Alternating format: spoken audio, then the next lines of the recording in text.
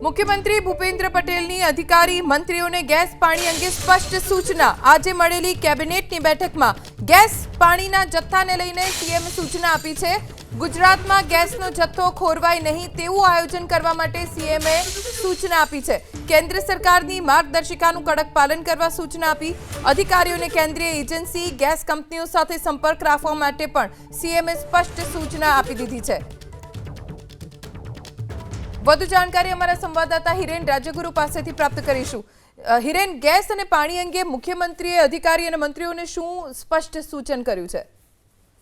ધોની, આજે રાજ્ય કેબિનેટની બેઠક હતી। મુખ્યમંત્રી ભૂપેન્દ્ર પટેલની અધ્યક્ષતામાં બેઠક મળી હતી। બેઠકની અંદર મુખ્ય મુદ્દા જે ચર્ચાયા છે એ ગેસનો જથ્થો, જે અત્યારે ખાડી દેશની અંદર યુદ્ધની પરિસ્થિતિ છે એના કારણે આ ગેસ આવતો અટવાયો છે, જથ્થો ખોરવાયો છે, તેને લઈ અને ગુજરાત રાજ્યની અંદર રાંધણ ગેસનો ખાસ જથ્થો ક્યાંય અટકે નહીં એ માટેની સ્પષ્ટ સૂચના અધિકારીઓને પણ આપવામાં આવી છે અને મંત્રીઓને પણ આપવામાં આવી છે। સાથે એ પણ કહેવામાં આવ્યું છે કે જે કંપનીઓ છે, જે ગેસ પ્રોવાઈડર કંપની છે, જે ગુજરાતની અંદર મોટા પ્રમાણમાં ગેસનો જથ્થો પૂરો પાડે છે, તેની સાથે અધિકારીઓએ સતત સંપર્કમાં રહેવું। આ ઉપરાંત કેન્દ્ર સરકાર તરફથી જે કંઈ માર્ગદર્શિકા બહાર પાડવામાં આવે છે તેનું કડકપણે પાલન કરવું। લોકોને ગેસ મળતો રહે, તેનો જથ્થો અટવાય નહીં, તેમજ સંગ્રહખોરી ન થાય તેની પણ ખાસ કાળજી રાખવી એ અંગેની સૂચના આપવામાં આવી છે।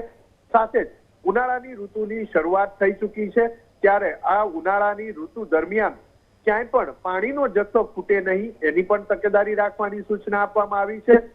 અને સાથે એ પણ કહેવામાં આવ્યું છે કે અંતરિયાળ વિસ્તાર હોય કે શહેરી વિસ્તાર હોય, લોકોને પીવાનું પાણી પૂરતું અને સમયસર મળી રહે એ માટેનું આયોજન કરવું।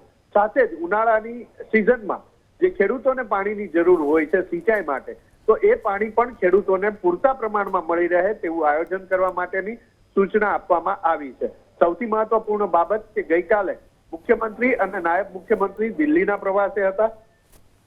દિલ્હીના પ્રવાસથી આવ્યા બાદ આજે સવારે આ કેબિનેટની બેઠક મળી હતી। સ્વાભાવિક રીતે જે પેટ્રોકેમિકલ્સ ડિપાર્ટમેન્ટ છે તેના અધિકારી અને મંત્રી તેઓ ખાસ આ બેઠકની અંદર માહિતી આપી હતી મુખ્યમંત્રીને કે ગુજરાતની અંદર હાલ કેટલો જથ્થો છે, કેટલો રોજનો વપરાશ છે, જે રીતે રિસ્ટ્રિક્શન મૂકવામાં આવ્યા છે કમર્શિયલ ગેસની અંદર, તો એક કેવા પ્રકારના રિસ્ટ્રિક્શન મૂકવામાં આવ્યા છે અને જે જથ્થો આવનાર છે, 2 શિપ એક અલગ રૂટ ઉપરથી આવી રહ્યા છે ગુજરાત માટે, તો એને કઈ રીતે માફ કરજો દેશ માટે, એને ગુજરાતમાં કેટલો જથ્થો મળશે, આ તમામ માહિતી આપવામાં આવી હતી। સાથે જ કેન્દ્ર સરકાર તરફથી જે માર્ગદર્શિકા બહાર પાડવામાં આવી છે તેને લઈ અને ગુજરાતમાં કેવા પ્રકારનું આયોજન છે એ પણ ચર્ચા કરવામાં આવી હતી। અને ત્યારબાદ મુખ્યમંત્રીએ આ અંગેની સૂચના ખાસ અધિકારીઓને આપી છે, કારણ કે જે પેટ્રોકેમિકલ્સ વિભાગ અને એનું ડીલિંગ થતું હોય છે, કંપની હોય કે કેન્દ્ર સરકાર હોય, તેમાં અધિકારીઓનો રોલ મહત્વનો રહેતો હોય છે। એટલે આ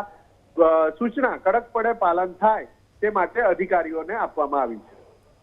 આભાર હિરેન, જાણકારી આપવા માટે।